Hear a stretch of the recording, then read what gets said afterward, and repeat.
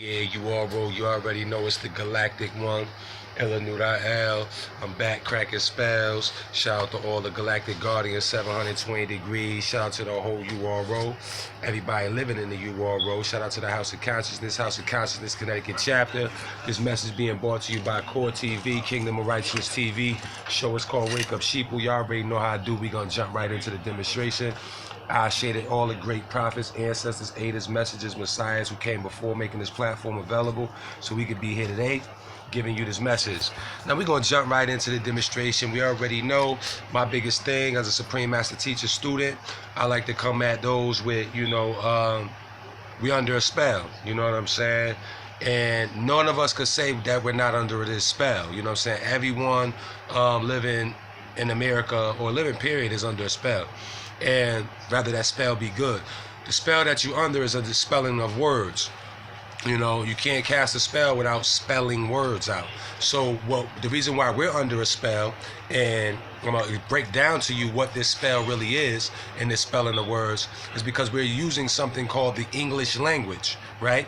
And being that we are what you purport to be African American, blacks who come from Africa, come from indigenous lands, different things like that. That means we had an original tongue. We didn't speak the English language as our immediate own language. Actually, we spoke in tones and not talked in a certain language like pa, ba, sa, ka, things like that. They're more tones. That's not regular language. You understand what I'm saying? So we spoke kind of musically, you know what I mean, and things like that, because we dealt with sounds, tones, frequencies, vibrations, lights, and shapes. Not just lights and shapes, how most people have their perception of reality. So with that being said, when you get into the spell and the spelling of words, and we speak in English grammar, this is why we're under the spell, because you're talking something called English grammar. The English language is something called English grammar, and you went to something called grammar school. Grammar school is where you learned your what? ABCs and your 1, 2, 3s, right, Lord? So that was preparing you and teaching you how to communicate in the English language using English grammar, but it also limited your perception. So with that being said, you got to understand, when they give you a description of a word, and when I say they, we're talking about Webster Dictionary, who were the Europeans who made up this dictionary, or give you so-called trying to define words inside of Connecticut. That book was made up here in Connecticut, the Webster Dictionary. So this is how this spell was all orchestrated together, because they gave you things like a tree, and they told you a tree was just, the plant, the etc, whatever they told you. But that's not how our ancient peoples viewed a tree. We looked at a tree, we never called it a tree for one, and then we looked at it as a form of life, as a form of basically being like our family, like a relative, like our cousin or something. You know what I'm saying? Because we couldn't live without trees, and trees couldn't live without us. Think I'm lying? Check out the movie Avatar. It just showed you that we were more in tune with nature at that instance. So we just don't chop down trees and use them up. We use things accordingly.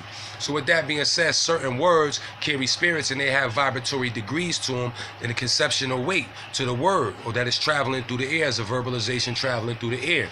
So with that being said, when you conjure up letters are nothing but mere symbols that resonate, right?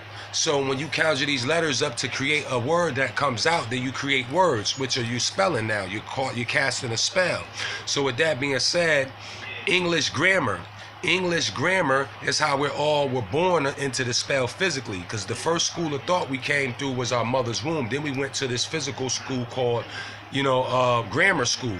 Now, grammar is synonymous to the word glamour. Glamour means to be charmed or hexed by sex. I'm gonna say that again.